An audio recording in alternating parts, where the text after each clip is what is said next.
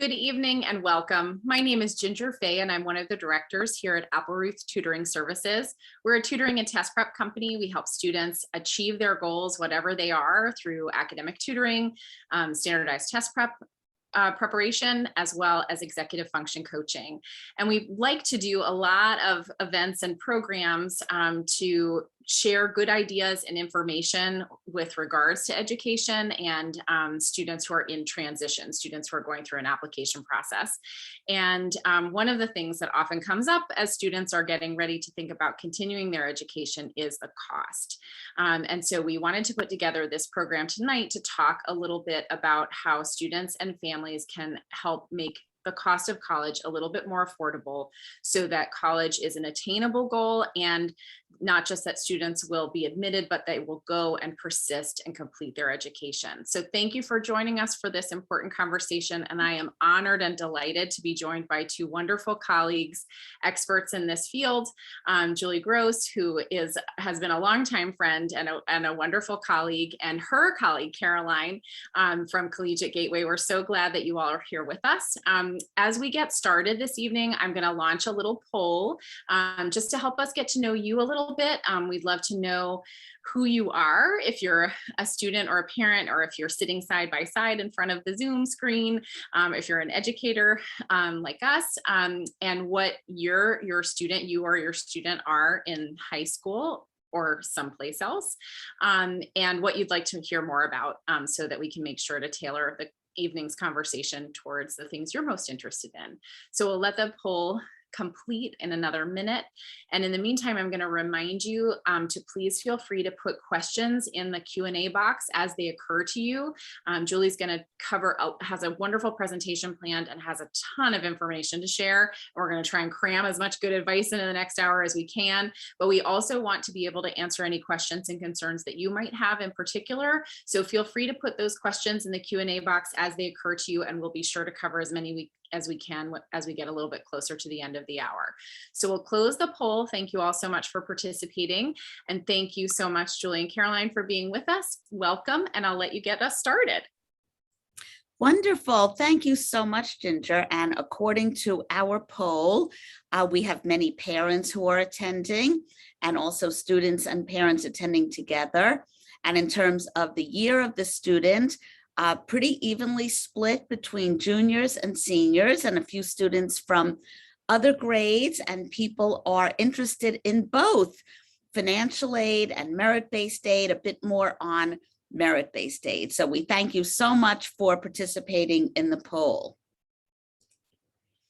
I am Julie Raynor Gross, and good evening. Welcome to our talk on merit scholarships for college. I am president and founder of Collegiate Gateway, an educational consulting company that provides college and grad school admissions counseling. We've worked with hundreds of students around the country and internationally for over 18 years.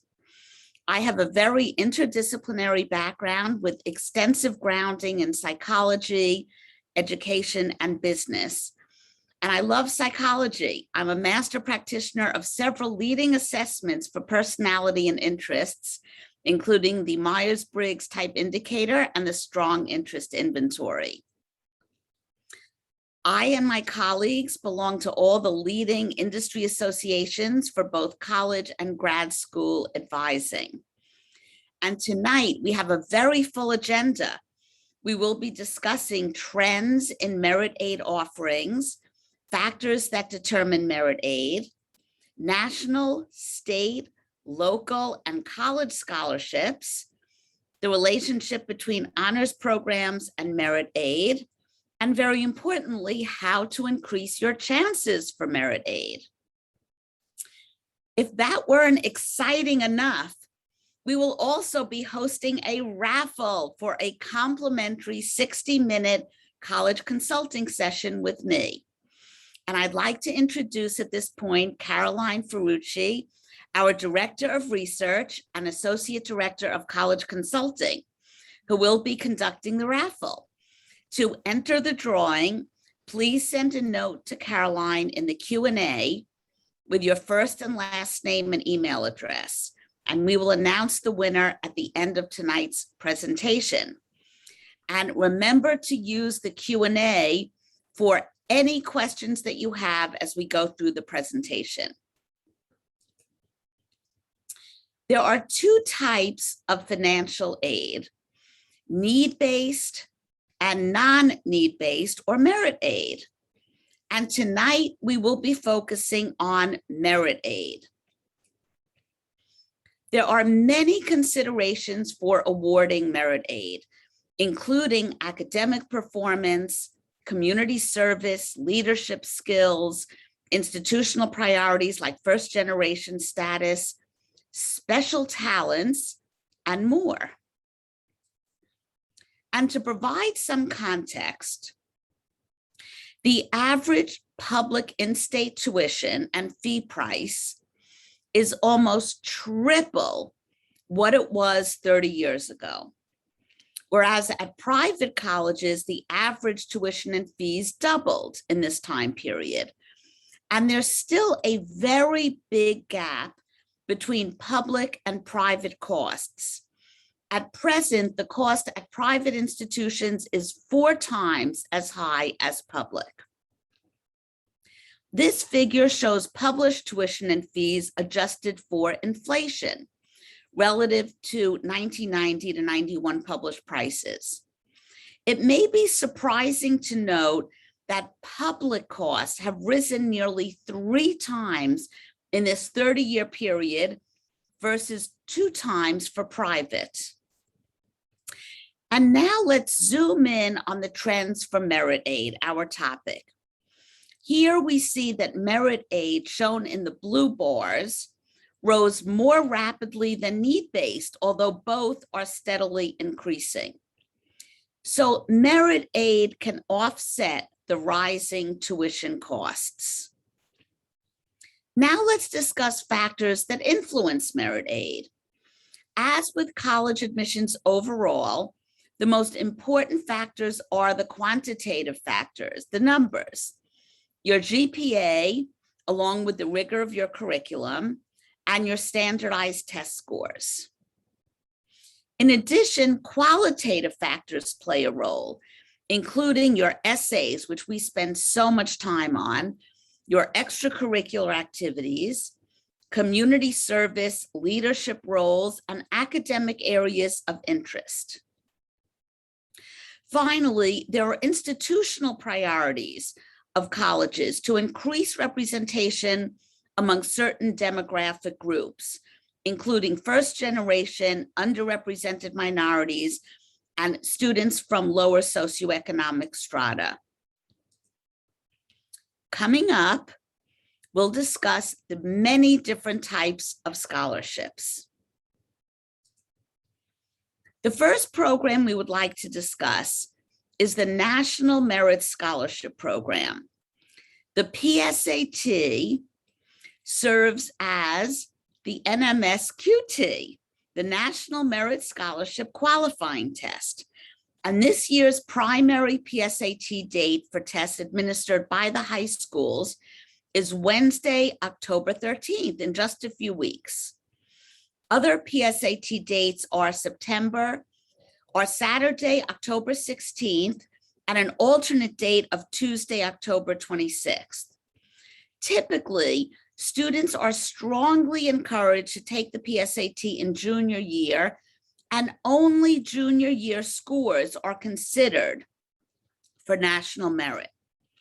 Many schools do offer the option in sophomore year as practice, but if you do that, please keep in mind that your score will likely increase dramatically from sophomore to junior year through the math you learn that year and the increased reading you'll do, through becoming a more sophisticated test taker, and importantly, through test prep. So if you decide you want to take the PSAT in sophomore year just as practice, don't be discouraged if your score is lower than you expected or hoped. We recommend starting test prep no later than the summer before junior year, so that it will impact your PSAT scores as well as your SAT and ACT scores. And some of our students are very eager to get a head start and begin test prep in the second semester of sophomore year. Awards from the National Merit Scholarship Program are given to top scorers by state. The top 0.5% are semi-finalists. The top 5% are commended. So out of all the students who take the PSAT and MSQT, which is about 1.5 million according to their website, 50,000 students are characterized as top students, which includes commended, about 33,000, semi-finalists, about 16,000. And of these, 15,000 become finalists based on their application. And of this group, only 2,500 become scholarship winners and receive $2,500 from the National Merit Scholarship Program. So whereas the NMSC gives awards only to scholarship winners, corporations and colleges may give awards to semi-finalists and finalists. Corporate sponsors who participate designate their awards for various categories, including children of their employees or members, residents of a community where a company has operations, or finalists with career plans the sponsor wishes to encourage. And these scholarships, corporate sponsors, may either be renewable for 4 years of undergraduate study or they're just one-time awards. But there are also college-sponsored merit scholarship awards. Keep in mind that not all colleges participate. For example, the Ivy Leagues do not. Officials of each sponsor college select winners of their awards from finalists who've been accepted for admission and have informed NMSC by the published deadlines that the sponsor college or university is their first choice.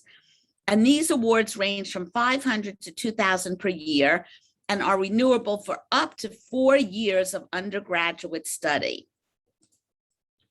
The cutoffs for semi-finalists vary widely by state. Here are the cutoffs for this year from a few selected states, which was announced September 15th. And we spend so much time discussing the national merit because we find our students have so many questions and it's a very complex scholarship. The big takeaway, take test prep seriously. It can pay off in many ways. On to you, Ginger. It is true that the PSAT can be a gateway to helping college become a little bit more affordable and also putting you on colleges' radar screens. A lot of colleges use the search service as a way to get to know students and to help students get to know them. There are nearly 4,000 colleges and universities in the United States. And even though Julie and I have been applying to college for longer than either of us want to admit, a few decades, there are still schools we don't know as well and may not have heard of and we want to learn more and we want your students to learn more. So taking advantage of the search service, it can be a helpful one. As I mentioned before, at Apple Ruth, we like to do things that help support the community in lots of different ways. And one of them that we have going on right now is our free PSAT prep rally, as we call it. We do free practice tests and special practice sessions for students to get to know the math sections on the PSAT, as well as what we used to call verbal sections, just so you walk into the test with a little bit more confidence and knowing what to expect. One of our goals is to really help students come to understand how much they know and how to show that off on test day. So this is really designed to help you build your confidence, not to put more pressure on the test or anything like that. You're not a number, you're a whole person, and colleges will want to get to know lots of things about you, but you don't want the test to be a hurdle that feels like a tough one to jump. And so we just need a coach to kind of show you how to strategize around the hurdles. And that's what we do with this. So we'd love to have you join us. You're welcome to follow this link tonight, or we will also send you a copy of Julie's presentation because she's been generous enough to share that with us, and links to this in our follow-up email that you'll get later this week. So if you're not taking thorough notes now, not to worry, you'll be able to follow up. Thanks, Julie. You're so welcome, Ginger, and I'm so glad that you brought up the topic of college visits.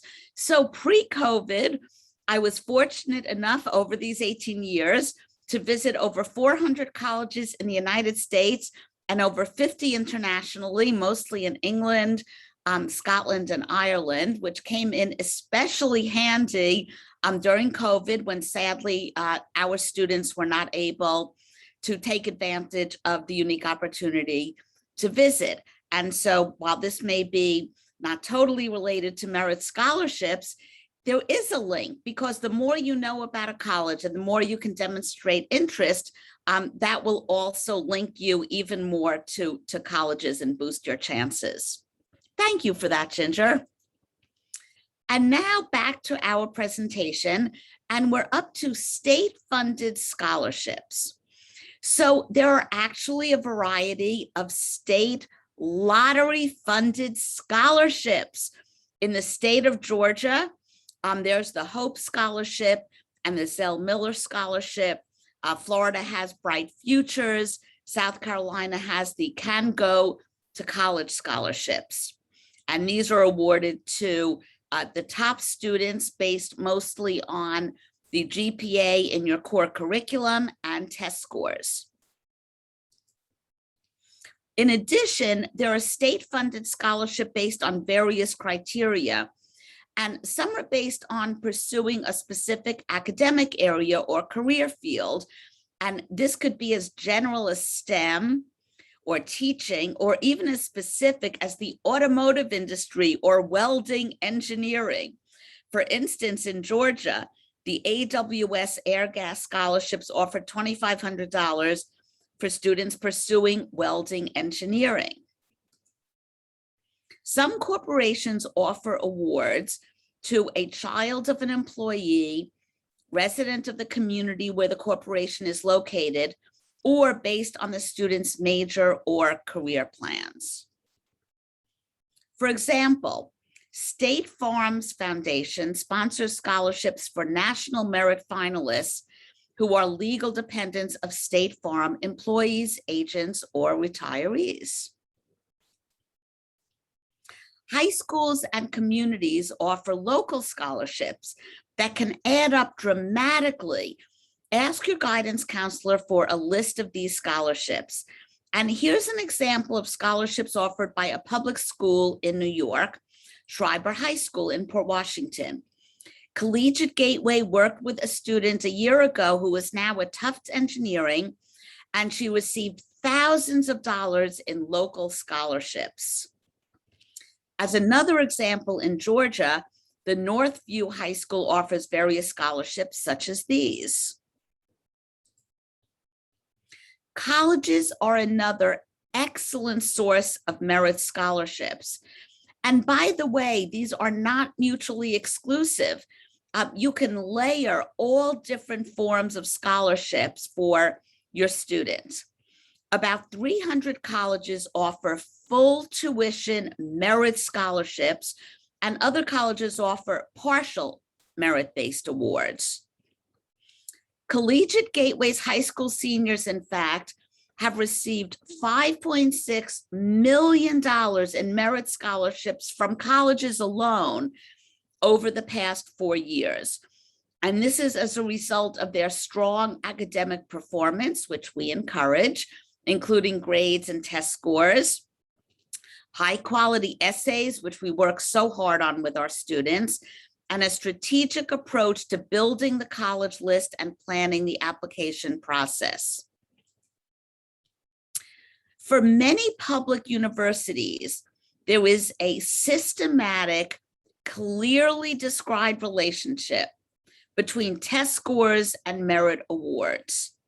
For example, Michigan State University non-resident scholarship designates award levels for domestic out-of-state students based on the high school GPA at the end of junior year and test scores if applicable. as you could see in this chart. And all out-of-state students who apply to this school as a freshman are automatically considered. You just submit your application and no more is required. Students who choose to apply test optional without a test score will be eligible for scholarships up to $15,000 based on high school performance and a holistic review of their application material. And you will hear this word holistic very often during this presentation and in general when you hear information sessions of colleges. And that means looking at the total candidate of the student, every aspect of them beyond just their numbers. At Texas Tech in Lubbock, West Texas, while students may select test optional for admissions purposes, students may submit test scores for scholarship consideration. And students who apply test optional will be evaluated holistically for merit scholarships. Students are able to submit scores until May 1st of their senior year to qualify for these merit scholarships. And after that, the scholarships are awarded based on availability of funding. So you could be admitted test optional and then submit your test scores by May 1st for consideration for the scholarships. At University of Florida, another public institution, a variety of criteria are considered, and you need to apply by November 1st with no additional essay. So it's very important that you go online and look at the priority deadline for these merit scholarships, because even if you're applying regular decision, there could be an earlier deadline to be considered for merit scholarships. At Georgia Tech, you can be eligible for up to a full ride with the STAMP's President Scholars Program, but you do need to submit additional essays. And the school also offers a merit scholarship for students at the College of Business.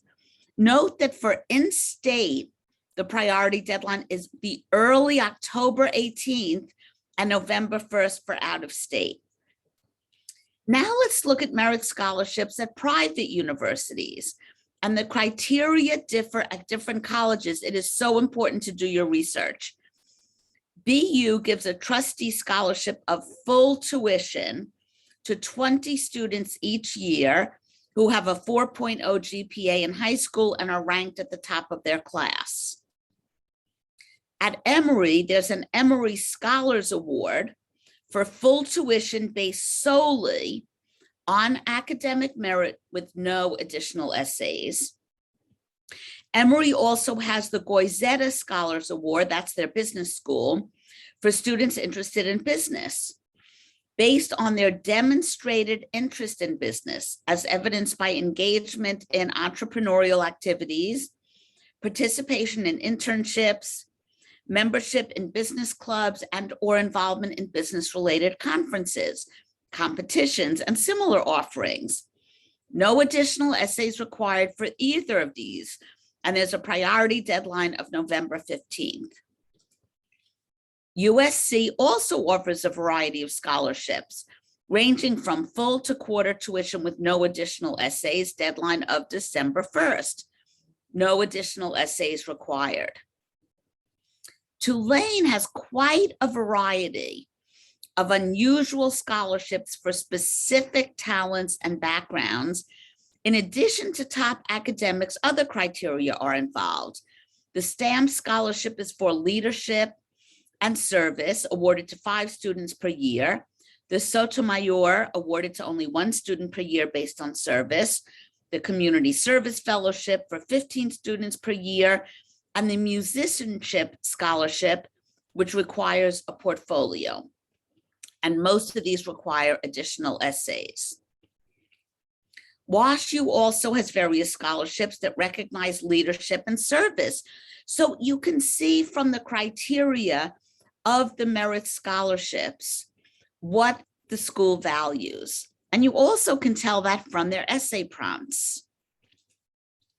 Coming up next, how to apply for merit aid at colleges. There are a variety of different ways to apply. Some colleges automatically consider all applicants.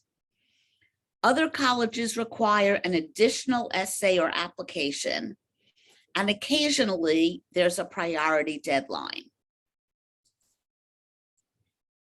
For example, Tulane's Community Service Fellowship requires 2 essays in addition to the Common App essays. One on your most meaningful community service activity, and one on a New Orleans organization. Wash U's Danforth Scholars Program requires 2 essays in addition to the Common App.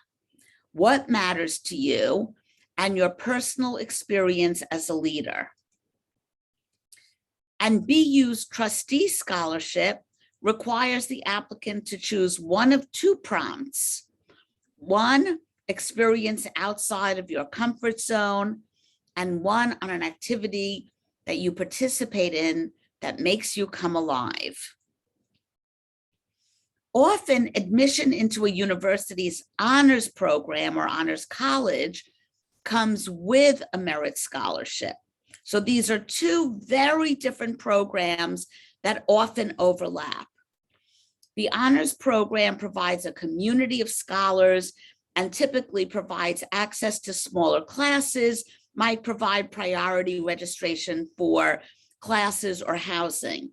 And one of the most renowned programs is the Robertson Scholars, jointly administered by Duke and UNC Chapel Hill, and students of each of the schools who are awarded this meet as one group. Another highly regarded program is the Jefferson Scholarship Program at UVA, and candidates must be nominated by their high schools based on their demonstrated excellence and exceptional potential in the areas of leadership, scholarship, and citizenship. And once nominated, candidates submit 2 essays in addition to the other application materials, and finalists are interviewed in March. So how to apply to honors programs? Similar to the merit scholarships, honors programs vary in terms of how a student applies and if the student needs to initiate the process. Some schools automatically consider all applicants for their honors college or program, while others require applicants to meet a priority deadline in November or December, regardless of whether you're applying early or regular.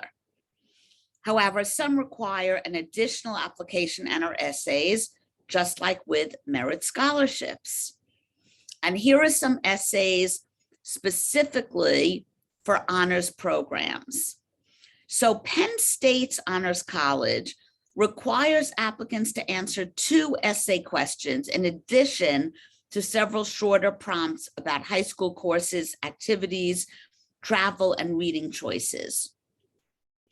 How will our society be remembered in 100 years? And this is a very long, up to 800 words.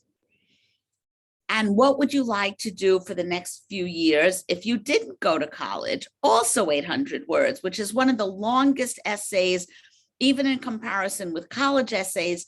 The only essay of that length I'm familiar with is Tulane's match essay of why would you like to go to Tulane? For University of Pittsburgh's Honors College, once admitted, you might be invited for an interview for the Chancellor Scholarship, which provides full tuition. And the essay prompt is, if you could change anything in the world, what would it be? Explain why and how you would change it. So in conclusion, now that you're experts in merit aid, you may want to know, how can you boost your chances? Engage, engage, engage in every aspect of your high school life. Engage in your high school experience, in your schoolwork, testing, and activities. Think of themes of interest that are most important to you and pursue them. Be true to who you are. I tell our students, don't think of your activities as an isolated list of 8 to 10 or 12 activities. Try to think of themes that have run through your entire high school career. They could be themes like athletics or performing arts or STEM or business, and then try to focus on extracurricular activities in 3 to 4 different themes so that you can very compellingly talk about a few buckets of areas that you've devoted yourself to. Then once you begin the college process, engage in your applications and essays and give them your best efforts.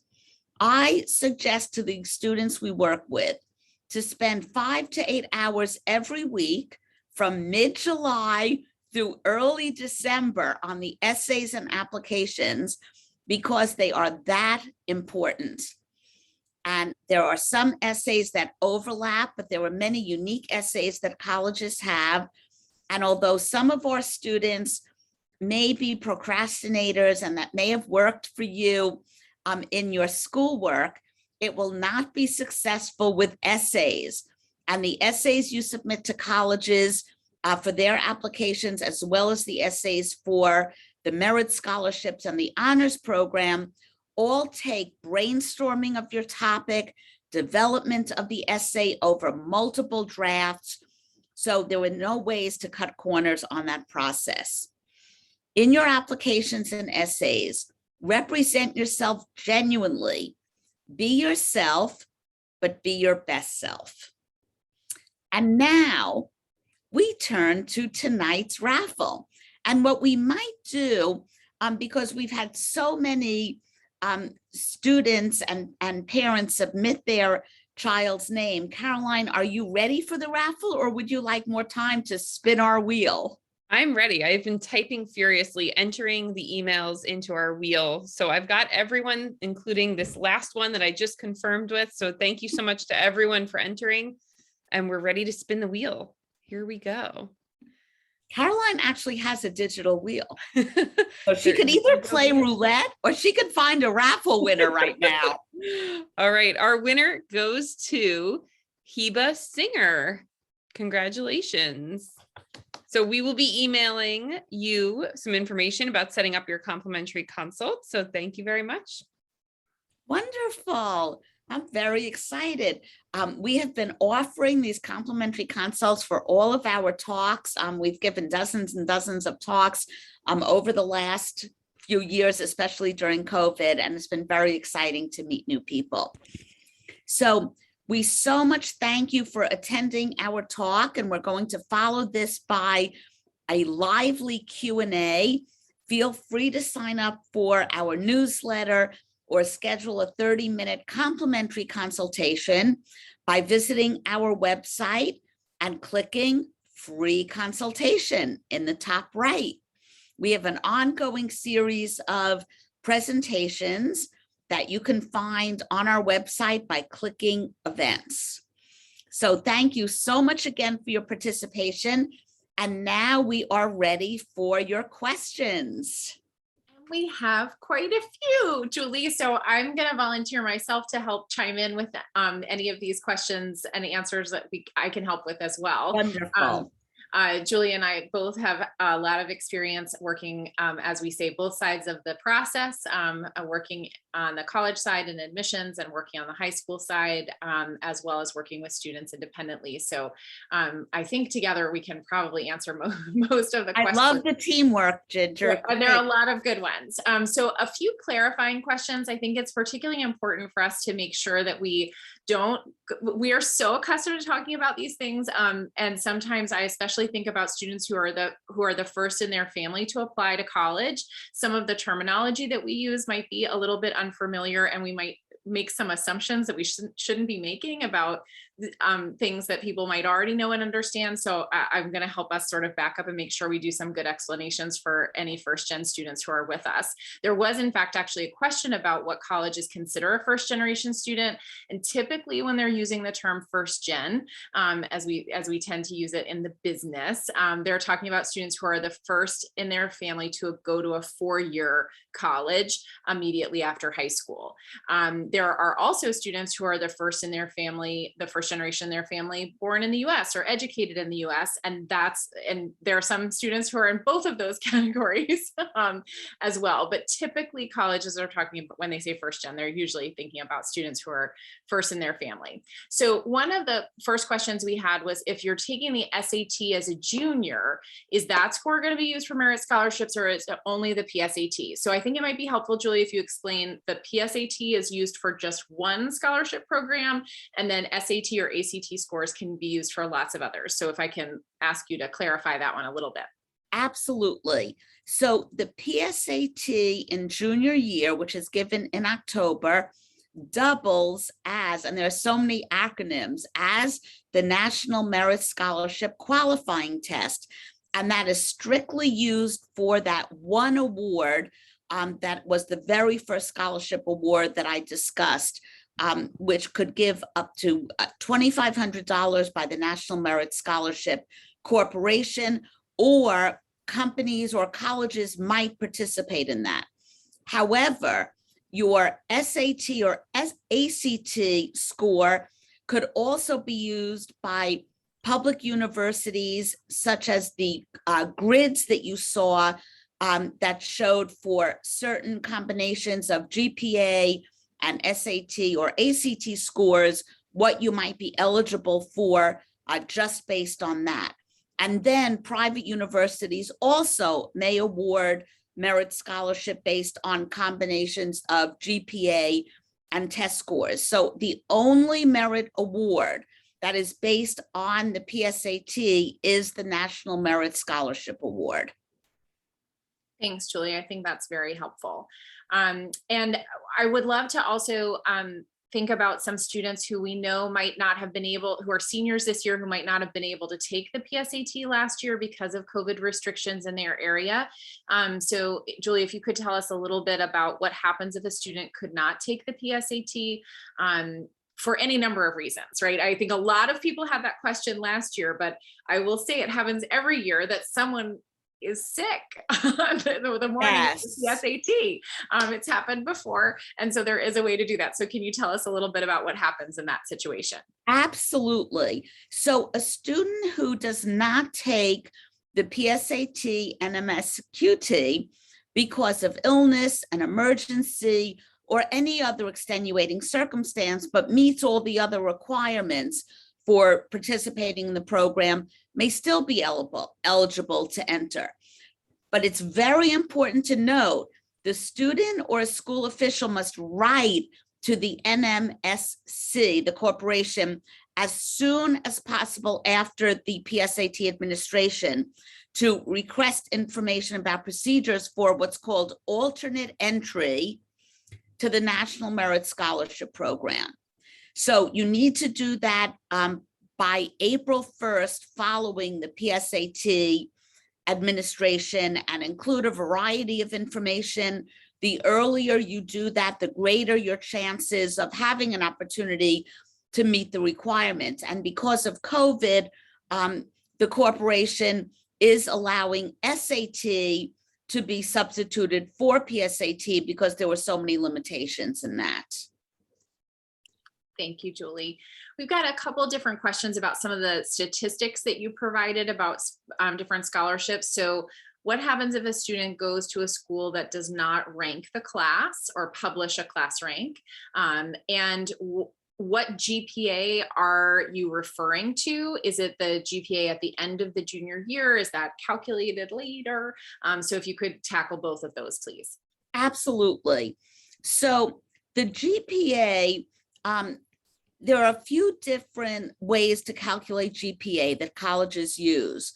And always it would be the GPA by the end of junior year. So your transcript is frozen in time from 9th to 11th grade, and also includes 8th grade courses that are advanced, like math, science, and language. That is considered your transcript, even if you're applying regular decision and you also have your senior year first semester grades. And then typically the way it's calculated is it's the core curriculum, which is English, history, language, math, and science. And typically it would be unweighted, but some calculations, and this would be apparent on the college's website. Sometimes there is a weighted calculation, like for instance, the Hope Scholarship in Georgia uses a weighted calculation of adding up a 0.5 for an AP course or for a dual enrollment course. So all of the rules of how a college or a scholarship will calculate will always be apparent on their website, but it goes through junior year. Thank So, you. and Ginger, can you repeat the first part of the question, which I believe had to do with the test scores? It was class rank. If your school doesn't, Oh, yes. how does that factor in? So there is an enormous trend towards not ranking students, and it started at least 5 years ago that high schools found that students were competing shamelessly for an extra 100th of a point to become like the number one instead of the number two. So most high schools officially do not rank. However, many of them do print out a listing from their computer that calculates the top 10 or so students, because many regions have award ceremonies for the valedictorian, the salutatorian, which is the number 1 and 2. So they may officially say they don't rank, but they know who the top students are. And if a guidance counselor knows that you're interested in scholarships that rely on rank, they will absolutely provide the information about whether you're in the top 1%, 5%, 10%, or the top decile, which is the top 10%. The top quartile is the top 25%. So do not worry if your school does not officially rank and a scholarship depends on that. Your school will provide the required information. Thank you, Julie. I think that's really helpful. We had a student ask, are these scholarships for every college or are they just for PWIs? And PWIs, it refers to predominantly white institutions. And I would say a couple of things. I mean, one is that national merit can be applied anywhere you go to college. And then secondly, every college, it's kind of up to them whether or not they're going to offer additional merit scholarships. Historically Black colleges and universities, which we often call HBCUs, have really wonderful programs and efforts to recruit students and retain students. They're, I think, some of the most impressive committed schools, I think, to their students in terms of that. So national merit can be used at any kind of institution, and then school specific scholarships obviously can only be used at those schools. So I appreciate that question. Okay, any suggestions to help a reluctant student become more interested or even enthusiastic about getting started with test prep and taking practice tests? Julie, do you have any thoughts about that? I do. So we sometimes encounter a reluctant student, right, Caroline? Absolutely. Every once in a while. Every once in a while. So I find that one of the best ways to motivate a student is to encourage them to start to visit colleges. And in the last year and a half, because of COVID, that was so limited, and really my heart broke for all of the students who were so eager to visit colleges and couldn't. But I find that when a student actually visits a school and starts to become very excited about that school, that is a tremendous motivator. In addition, when we talk to students and their parents about a college list, and what we do is at the beginning of junior year, we have a planning meeting, and I talk to the family about the features that differentiate colleges and start to build a list of the best fit features and talk about what colleges are looking for. And then in the spring of junior year, we have a college list at which we present a list for consideration, assess the students' chances. And I find that when students start to have a realistic sense of what test score and GPA typically is required to be a competitive candidate at the colleges that they're interested in, that is an enormous motivator, because students often overestimate their candidacy for colleges. They might be thinking of what it was like to be accepted when their parents applied or when their older sibling applied. But when they're presented with the actual data of what it takes now for students to be a strong candidate, that dose of reality can be very motivating. Agreed. I do also think it's important to recognize, Julie, I know what an aficionado you are of psychology, and I as well really love the adolescent brain. And one thing that I appreciate is that most 16-year-olds are very concrete reasoners. And if you're a concrete reasoner, it's really important to have some experience to tie an idea to. So one of the real sadnesses that came for college going students during COVID was not being able to visit colleges in person. But if you are able to safely visit a college, even if it's a school that's local to where you are, and it's not necessarily a school that's a perfect fit for your student, just getting to see real college students because they're back on campus and they're enjoying their experience. Yes. Getting to see what that's like and knowing, like, if I do this now, I can get that then. Sometimes that can be really helpful. The other thing I will say as a parent is that I'm not above recognizing what motivates my children and offering those things to them. Ever since I gave my child an M&M on the potty, I think I've finding what motivates a student and addressing that. So I think, some students are motivated by cash and you can pay them to do test prep and, the minimum wage in your household, whatever that might be.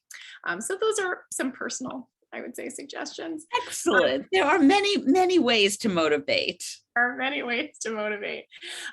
Okay, now let's talk about the flip side.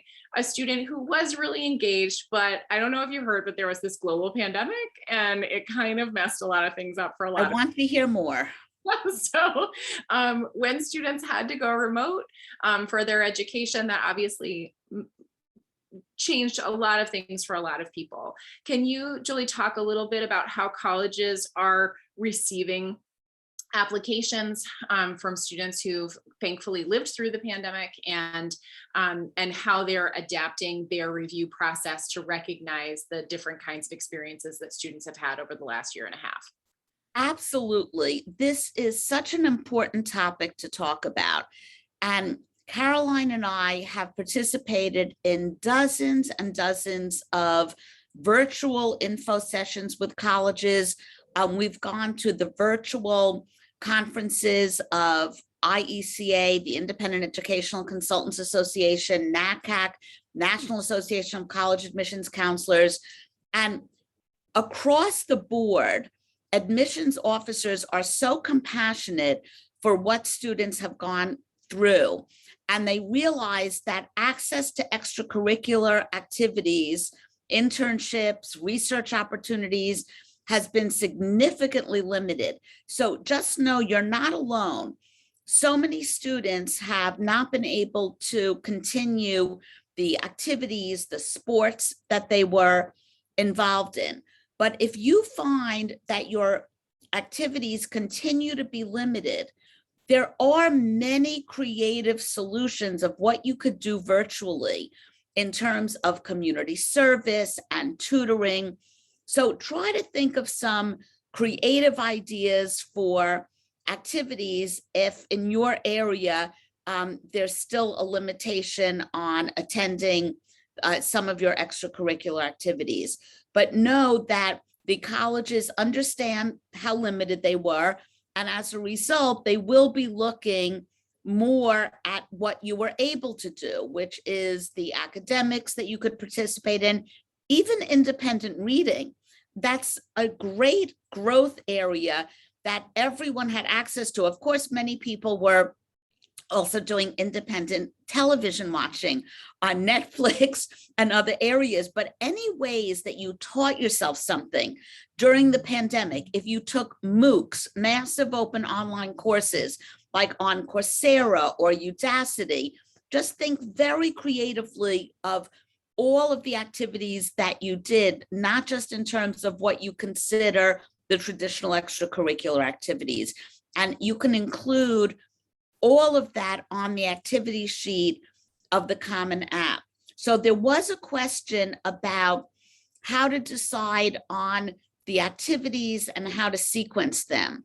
So on the Common App, you have room for up to 10 activities. You only have 150 characters to describe each activity, so be very judicious with the wording that you use. Try to concentrate on your unique responsibilities for that activity.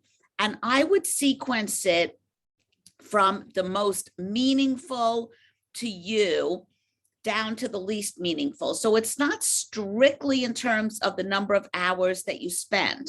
It's really what excited you the most, what meant the most to you, but with a caveat, which is if you're very heavily into athletics, for instance, so you have 5 of the 10 activities are athletics, I probably would mix it up a little bit so that in the top half of the activities, the admissions officer can see a little bit of variety. But that's how I would look at it. Everything about the college admissions process is for you to represent yourself as genuinely as possible, not to think what the colleges want to hear or what activities would they value. They truly want to get to know you. And in that activity list, it is perfectly acceptable to include family responsibilities. If during COVID, you needed to take care of your younger siblings or cousins, you could include that.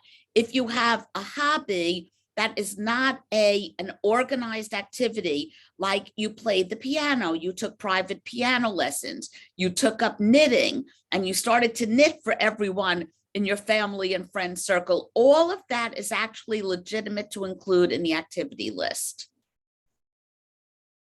Thanks, Julie. I think that's really helpful. We have a few questions about students who have learning differences, maybe a student who has a 405 plan or an IEP at their school, an individualized education plan. Can you talk a little bit, are there any scholarships that those students might be particularly eligible for, and any considerations that colleges or scholarship programs might make for those students? Absolutely. And this is a good opportunity for me to share a few of the websites where you could find many scholarships on a national level. So one of the most comprehensive sources of local, national, and even college specific scholarships is called FastWeb. And then in addition, the College Board has a scholarship search that also you can enter all different aspects of your background and find scholarships. There's another one called Student Scholarship Search. That name is self-explanatory, and collegescholarships.org. And if you would like a list of all of these, please feel free to email us. You can find the email on our website, collegiategateway.com, or you could either email Caroline at collegiategateway.com or Julie at collegiategateway.com. And we'll be happy to share our list of all of these sources of scholarships. Can I add a couple? Please. So I would recommend 3 things as sort of resources. One is actually in maintenance right now, but will go live again on the 26th.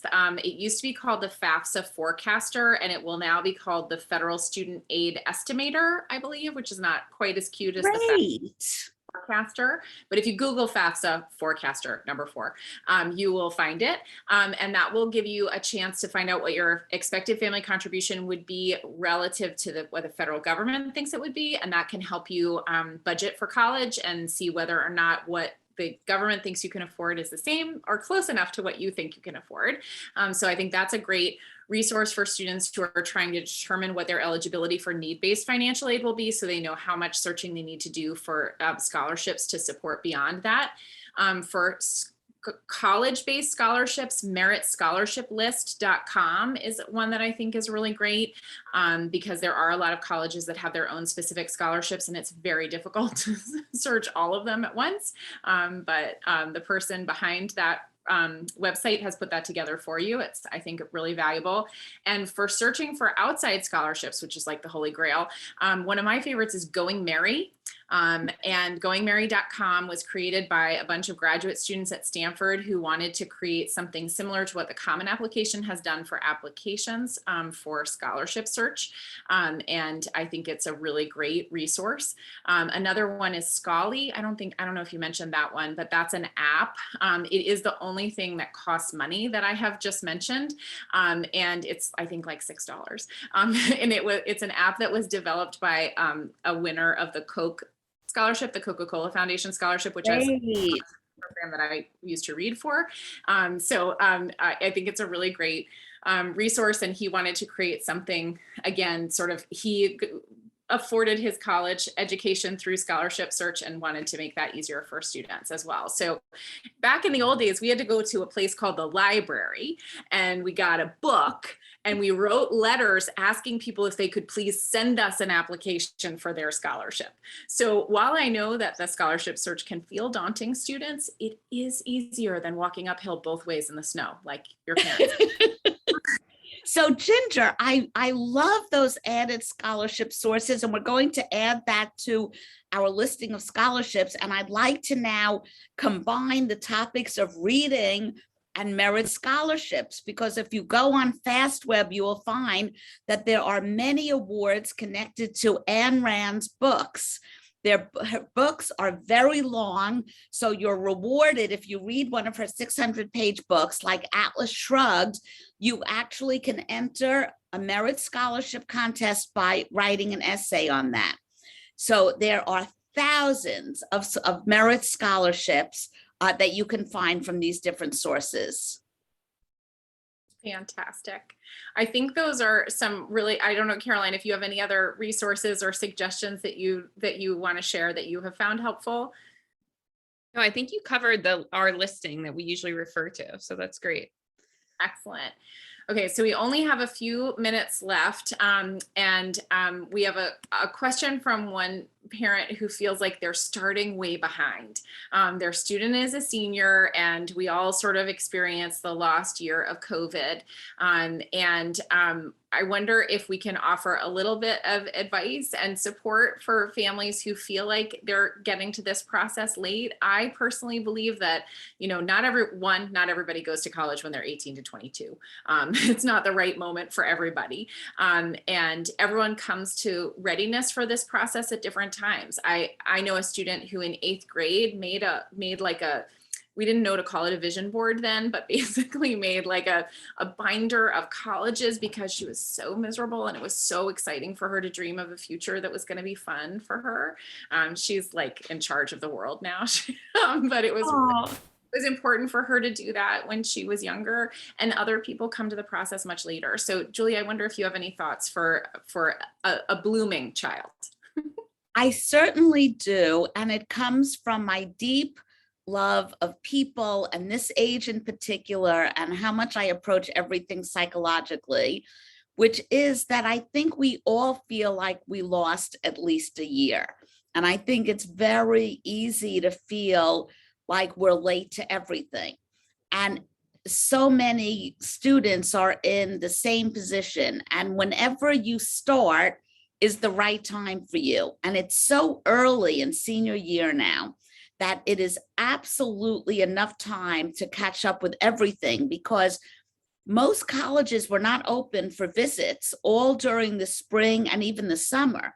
So this is really a perfect time to visit, and you don't need to visit every college. I would visit the colleges that are your contenders for early admissions, for early action and early decision in the next month or two, and wait to visit the colleges for regular decision in December, or you could wait until you hear from your early schools and then visit in January through March.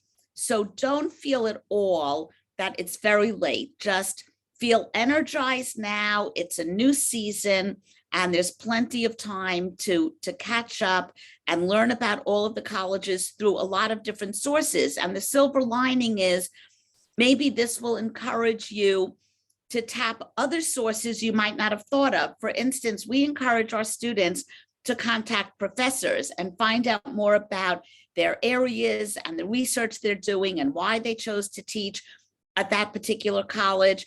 So you can reach out to professors and even schedule Zoom meetings and use that as an opportunity to get to know the colleges. So I hope that was a helpful and inspiring response to motivate you. And I wish you all the very best of luck in this process. Thank you, Julie, and thank you, Caroline, for being with us tonight, for sharing all these great resources and ideas and suggestions. As I mentioned, everyone who was registered for this program will receive a copy of Julie's presentation, as well as the recording of this conversation. So if there's anything you want to revisit, please do. Julie's shared the contact information for Collegiate Gateway here at Appleruth. We're happy to hear from you as well. If there are questions and suggestions we can help with. I would also encourage you, if you have specific questions about the college search process and it's not going to be possible for you to engage someone with Julie's level of expertise, feel free to reach out to the colleges that you are interested in or your students interested in. Every admissions officer is a college counselor at heart and really wants to help answer student questions and concerns. So I encourage you to take advantage of those human resources that are at your disposal. Admissions officers really love to hear from students. So don't be afraid to reach out and ask any questions. We want to end with a quick poll.